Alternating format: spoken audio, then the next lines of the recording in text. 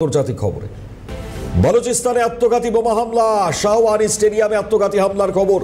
বোমা হামলায় নিহত 11, আহত 30 জন। ঘটনায় হতাহতের সংখ্যা আরও বাড়তে পারে বলে অনুমান। কোয়েটায় রাজনৈতিক সমাবেশ আর সেখানে আত্মঘাতী বোমা হামলা। বালুচিস্তান ন্যাশনাল পার্টির কর্মী, তাদের ওপর এই হামলা। সমাবেশে উপস্থিত থেকে বিস্ফোরণে উড়িয়ে দেয় আত্মঘাতী জঙ্গি। ছবি সামনে এসে দেখাচ্ছি আপনাদেরকে। ভয়ঙ্কর সেই আত্মঘাতী হামলা। শাহওয়ানি স্টেডিয়ামে এই আত্মঘাতী হামলায় যেভাবে গাড়িগুলোর অবস্থা সামনে এসছে, মৃত্যুর ছবি এই মুহূর্তে খুব স্বাভাবিকভাবে অত্যন্ত চাঞ্চল্যকর, মর্মান্তিক একের পর এক বিভিন্ন ছবি, সেগুলোকে সামনে নিয়ে এসছি আপনাদের। শাহওয়ানি স্টেডিয়ামে যেভাবে আত্মঘাতী হামলা হয় এবং সেই হামলায় ক্ষতবিক্ষত একের পর এক ছবি,